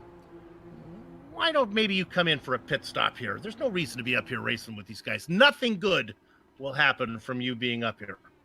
Yeah, he should come in on that when they go 1 degree. Just come in. Yeah. Even if you don't want to take tires, just roll on through. Otherwise, it's like having a big red light on top of your car, and just kind of be in there. But Jason Galvin with a single file restart. It's gonna be Galvin and Josh Chin and Ken Hacker and Samuel Ryman up at the point. Let's give Samuel Ryman some credit, 23rd to 4th. If you can hold on to that position, that'd be great. Ryman in position to steal one. If Galvin and Chin get together, they collect Hacker. It could happen. The lights are still on the pace car going in. May get close enough where maybe Holmes might actually get separated. Sometimes they do that with 10 to go. Yeah, Scott's listening. Yeah, he's coming in. So he saw what's going on, and he's going to get out of the way, and so we'll have a straight fight here. But I don't know. I haven't done enough running in this car on this track to know the difference. But what I've watched in this race, it doesn't seem like the tires fall off that much. Well, it wasn't that big a price for Blocker to pay. All it really cost him was losing a spot to Sam Ryman. I mean, he's still in 5th right now. That's maybe he lost 1 spot. He was racing behind Galvin and Chin, and anyway, so we'll see how it works out. Ken Hacker, boy, really haven't got the attention, sitting up there in a podium position right now. Let's see. New rubber is Blocker and Stouffer and Yazik, Joe Branch. They'll be a-coming. Hugging the white line will be Wakey Bakersfield's own, well, formerly Wakey Bakersfield, Jason Galvin. He'll have his left sides on the white line. Joshua Chin, I think, is going to lay back and try to get a run when they go green. Let's hope we finish under green.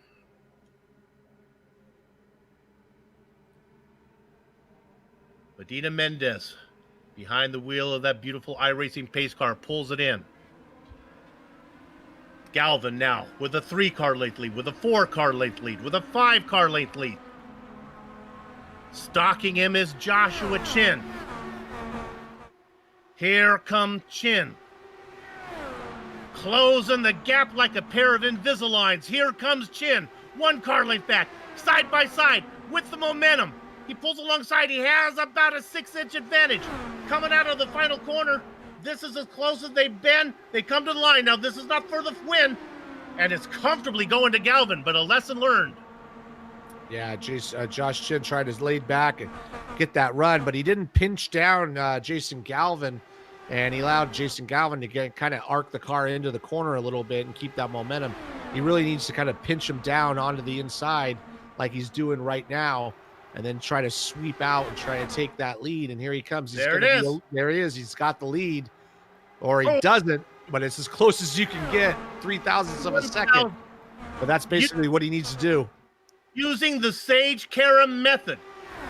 Blocker made quick work of Ryman, has now got around Hacker, and now there's the part. Another yellow. It's not in the point of no return.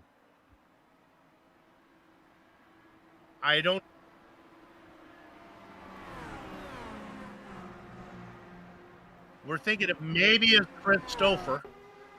Our director thinks he may have found it.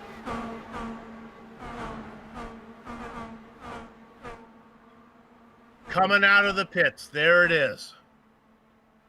Yeah, that's weird because he had already pitted, so maybe he got a penalty and had to come in for a stop and go. When he came out, he lost control and caused the yellow flag. And man, I saw Adam Blocker coming, but he ran into a wall of Galvin and Chin. So if those guys are running side by side, I don't care what kind of tires you have, he has nowhere to go. So right now, Jason Galvin's got the point, but Josh has got to worry about Adam getting underneath him. We are in Kansas, and of course, that rock and roll inducted Hall of Fame group, one of their major hits was Point of No Return. We are close to the point of no return right now. We are still going to be able to come back to go green. One more yellow, though, might be past the point of no return. Boy, I'll tell you, Joshua Chin figured out what he needed to do there, Richie. He had it figured out. Yeah, when you go into the corner, you have to do kind of what Sage was doing and kind of pinch him down, and it makes him give that just that little bit more steering input, which kills your momentum, and that's just enough for him to get the run off the corner. And we'll see if he learned from that, and we'll see if he can continue that momentum and just squeak across the line at the finish. A lot of talk going on in race control. And Stouffer's incident was because of a drive-through penalty that he got. He had to come out of pit lane, and that drive-through ended up putting him into the wall. And right now, Richie, they're all putting in a neutral and putting their right foot down, trying to burn up some petrol. Get that car lighter, huh? Yeah, just burn up as much as you can. Although it's not going to really make that much difference, but it's a fun thing to do. And everybody's got plenty of fuel. I really think that the battle is going to come down to between Galvin and Chin. Although if Chin opens the door, Blocker's going to come on the inside. But Galvin has nothing. He can't do anything else but run the white line. That's all he has to do. Run the white line, and whatever happens, happens. All the work has to come to the guys behind. Unlike previous races where we've seen the white line being the place to be, I'm not so sure it's the winning formula this time. It's the only option Galvin has. Richie's right. But I think that Chin has figured out some stuff. The car is quick. Boy, he was so close. He was within 3/1000ths of a second of leading a lap. Blocker sitting back in third. Now there's Hacker. Joe Branch has worked his way up to fifth. Brian Yazik sitting in sixth. Samuel Ryman having a nice race. Was up in fourth. Fell a few spots back, racing in seventh right now. 21 cars on the lead lap.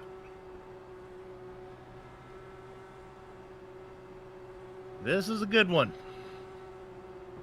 The lights are on the pace car. We're going to go around one more time, and that means I think that the next flag will end it. Well, not the white flag, obviously. I want to point out on that team championship thing, basically it's Chin leading his team, and you got Branch doing a great job, who's sitting in second with Adrenaline Motorsports Red, and he's doing a great job holding up his end of the bargain. And so, that is important to these guys. Let's give it a little love. Car number 68, director, real quick, in 8th position, Mike Rasmus, this rookie who came in mid-season. Didn't put in a qualifying time. Worked his way up to 8th. Had some nice, clean race. Who knows? Who knows what position he'll end up in when this is all said and done. This is it. It'll be a 3-lap shootout. Jason Galvin in the blue and silver Global Electronics Technology sponsored car with the thumbs up, cancer down onboard camera on it. Ahead of Joshua Chin. Your points leader, 2-time and defending champion, Adam Blocker in third. He had a spin earlier. He's recovered and now is lurking, ready to steal this win.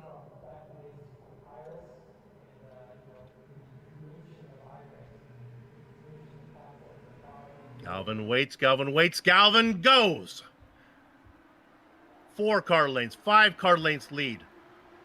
Blocker about 2 car lengths behind Chin. Chin with plenty of time. Boy, Richie, I think he's positioned himself pretty well. I'm talking about Chin for a run. And look at the run that Blocker has. Can Blocker pin Chin in the spot? Can he hold him down? No. Yeah, he's got the run, though. He's got a good run off of 3 and 4. He's coming off of 4. He's going to have the lead as they cross the line, and that's going to give him the lead. If we go yellow right now, the race is over. But Jason Galvin's right down to the bottom, and Chin's trying to pinch him down. Here comes Adam Blocker, though. He's going to go to the inside of Chin. We're going to be lined up on the bottom. Look at Joe Branch coming in, and Ken Hacker stacking up. This time, Joshua Chin didn't get that run. It's going to be the lead back to Jason Galvin as we come to the white flag. Oh, and Jason Galvin gets the white line, washes up right into Joshua Chin. It's a good thing there's a little room, because otherwise we'd have wiped out the whole field. The momentum that he lost might be enough. They're spinning in the back, but it's not going to matter. Blocker now pulls up alongside of Galvin. Galvin got loose on the main straight. There's not going to be enough time, I do not believe. Galvin tries to hold it. He goes down low. Blocker comes across the line. It's another close finish here at Kansas. The winner is Jason Galvin. Adam Blocker gets second. Joe Branch will get third.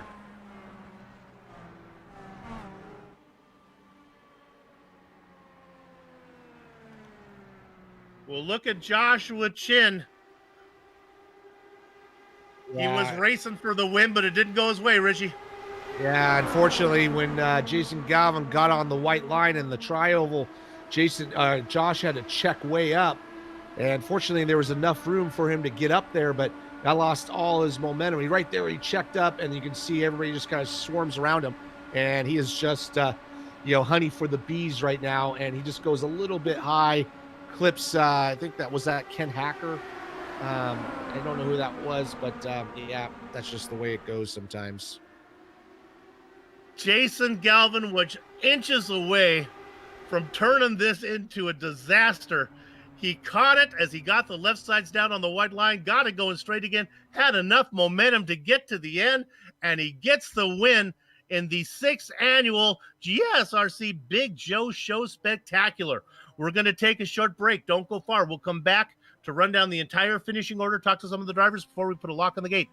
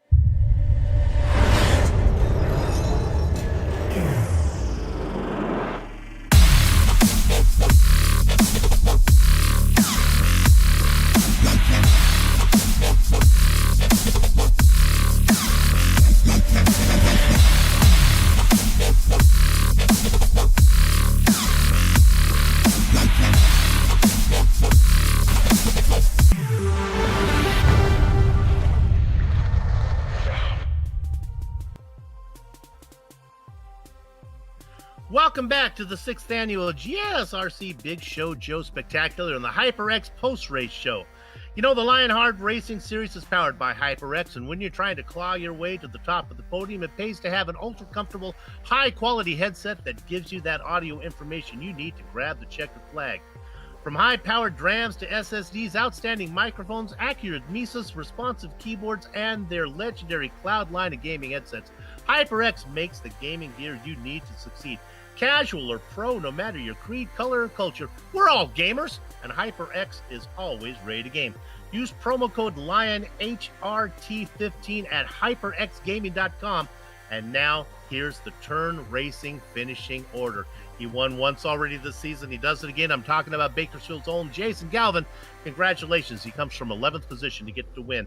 Points leader Adam Blocker will stretch that point lead as he gets second. Joe Branch has a great run, 18th to third, a quiet third-place finish. We saw it coming, Joe. Well done. Mike Rasmussen, we gave him a little love before the end just in time to watch him get fourth. Well done. Brian Yazik gets fifth. The back half of your top 10, he started on the pole. Chris Lanini will settle for sixth. Brian Beard, a silent seventh position for him. Aaron Morgan in eighth. Ninth, Joshua Chin. Things went south for him at the very end there, with Samuel Ryman having a great finish in 10th.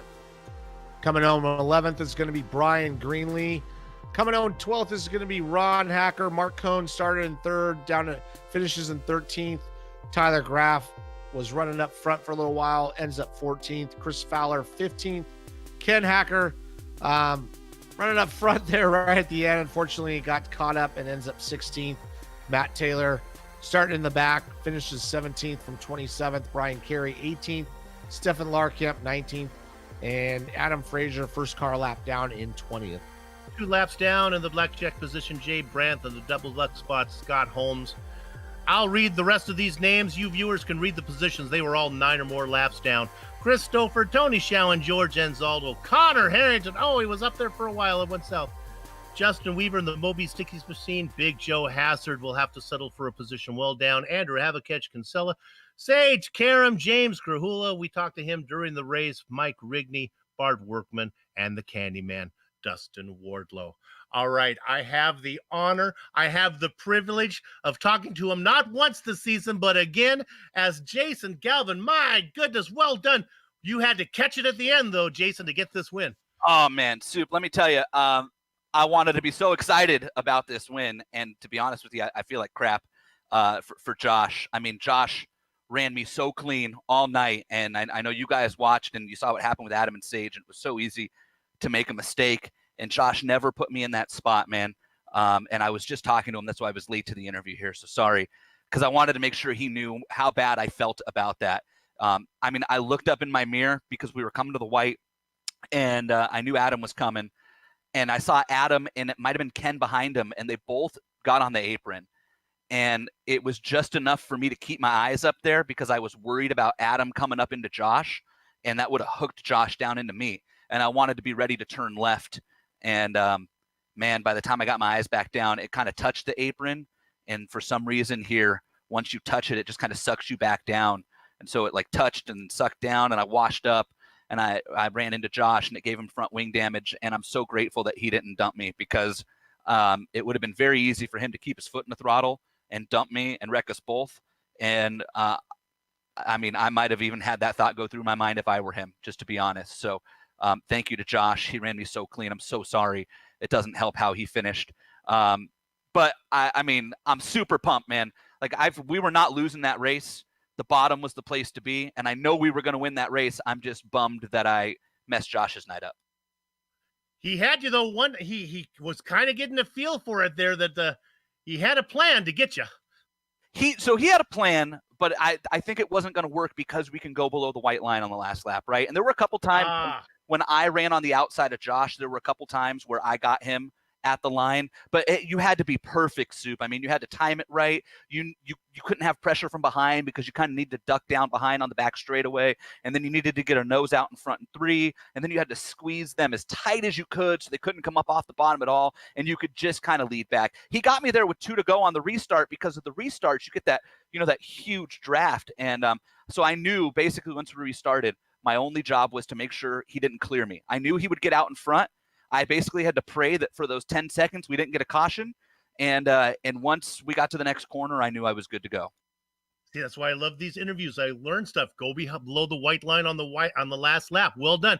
Hey, Jason, congratulations. This one was a good one. We'll see you down the road. 2 more. Thanks, All right, thanks, baby. Stoop. Hey, I just got to thank Global Electronic Technology. We got them a win this year. We already got Thumbs Up Cancer down a win. Loud Pedal Motorsports, man. We added Mike Rasmus and Aaron Morgan. I think we had 8 of the top 14 cars that run with our team, man.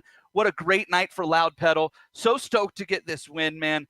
What a great night. You guys, everybody at GSRC, the league, First Medical Equipment, Brandon Limpman, I love you, man. Thanks for sticking around with us this year, one more year. So glad we got you the win. HyperX and everything that they do.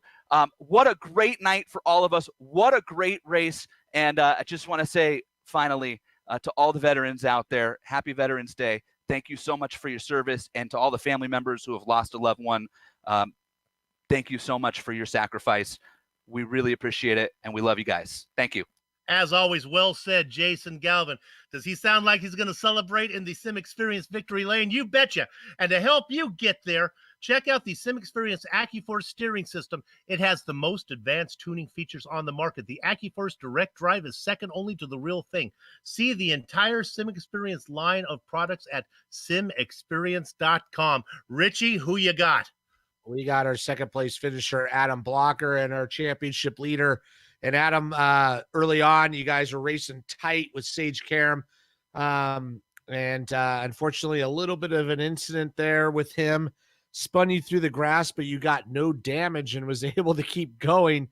And, man, you really bullied your way up to the front. Tell us a little bit about your race.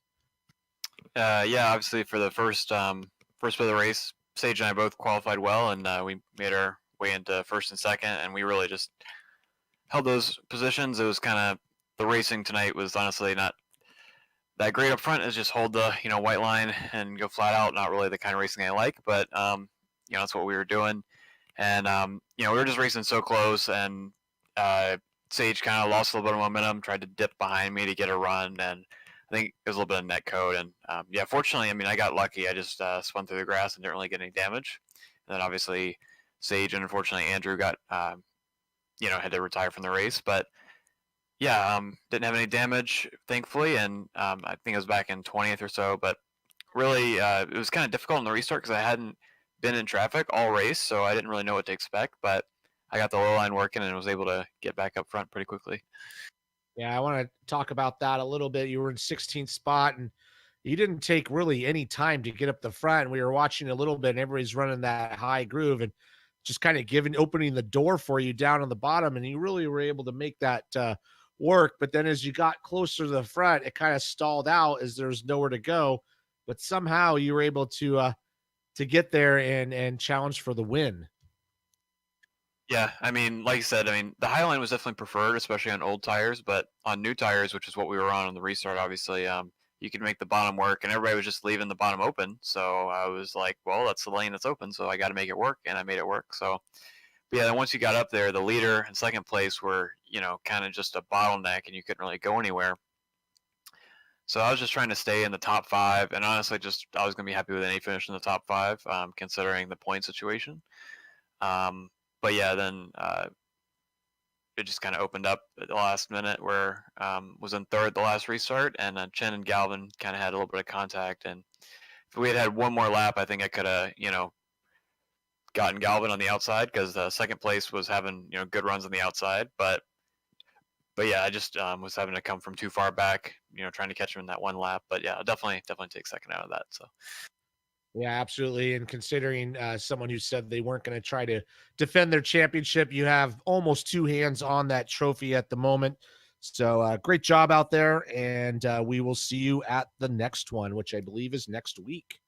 Yeah, Road America. Definitely looking forward to that. One of my better road courses. So I just want to thank you guys for calling the race. Sure, you guys did a good job as usual. I just want to thank all the admins for putting on the league and all the competitors for the respectful racing. Yeah, and see you guys at Road America. Absolutely, Adam. And Soup, you got third place finisher? I do indeed. His best finish coming into this race was a 7th at Iowa. He best that today with a 3rd place here in Kansas. We find a racetrack in Nebraska. This guy may win. I'm talking about Joe Branch. Well done, Joe.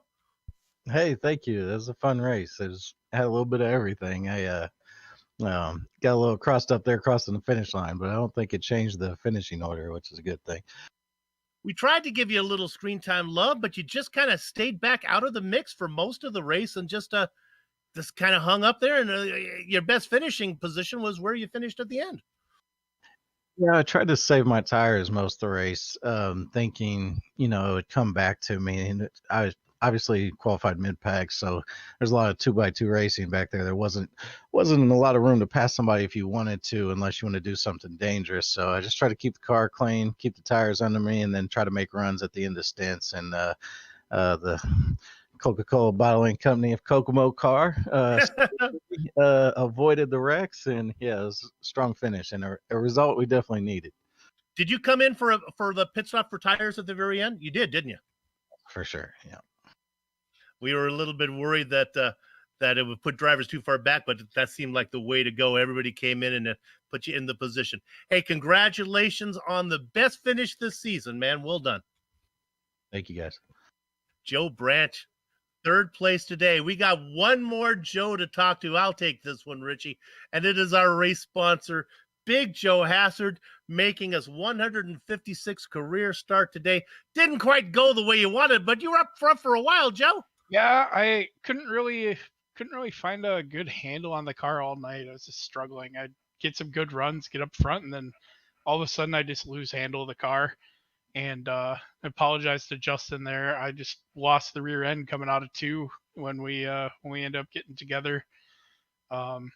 He just happened to be right on my left rear there. So I don't know. It was one of those things. It was understeer, and I was just trying to keep it off the wall, and the rear end just snapped at the end.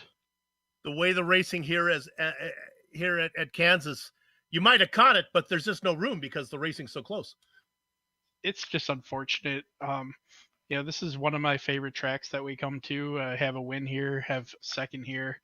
So I've had some good finishes, and it's been one of those years. So hopefully we can put something together for Auto Club, finish on a high note, and get to next spring.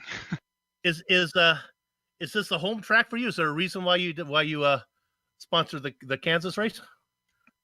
So basically, this sponsorship came because I just want to celebrate our anniversary with GSRC. There you go. And Sean coining the Big Joe Show.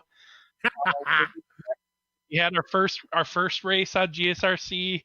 It was at Auto Club, but other people take the Triple Crown sponsorship, so I get, I always take the last oval of the year, just to celebrate our anniversary with you guys and to thank everything you guys have done for us. And the Big Joe Show, it would just be Big Joe if it wasn't fun. Well, I tell you, I go to the stats page every week to see who's celebrating an anniversary, who's making like a milestone race, and there's Big Joe Hassard always sitting at the top of those races. Congratulations, man. We'll see you for the final 2. I appreciate you guys. Appreciate everything you do. So glad my best friend Jason could win tonight, and hopefully we can grab another one at Auto Club. Indeed. There you go. You didn't get the win today, didn't get a podium, but it's always fun to talk to Joe Hassard. He's been around for a long time. Well, ever since this thing started. All right, that's going to do it here for us on the Global Sim Racing Channel. For those of you who are still watching, let me tell the people that we want to thank. Everybody at the First Medical Equipment. They've been the source of medical supplies and equipment in the Burlington, Iowa area for years because of their superior commitment to provide the absolute best in product quality and customer service. HyperX, whatever you play, however you play, HyperX knows. We're all gamers. Use promo code LionHRT15 at hyperxgaming.com. Sim Experience, second only to the real thing, simexperience.com. Butt Kicker, bring more realism and immersion to your session. Use promo code LION2020 at thebuttkicker.com. To contact any of the sponsors you see on screen, go to lionheartracing.com. The original music on every GSRC broadcast comes courtesy of June Lalonde. See the screen for contact information. On screen now are just some of the companies, equipment, and software that made this broadcast possible. The Lionheart IndyCar Series returns next week. That's going to be November 18th from Road America. GSRC will be there. We hope you join us. If you'd like more information about GSRC, including complete list of future broadcasts, you can find it all at globalsimracingchannel.com. GSRCchannel.com. We're also on Facebook at Global SimRacing Channel, Twitter at GSR Channel, and Instagram at GSRC_Graham. If you're not already a GSRC YouTube subscriber, head on over to the GSRC YouTube page and hit that big red button to subscribe. Looking for a unique gift? Go check out the GSRC merchandise store at gsrc.storenv.com.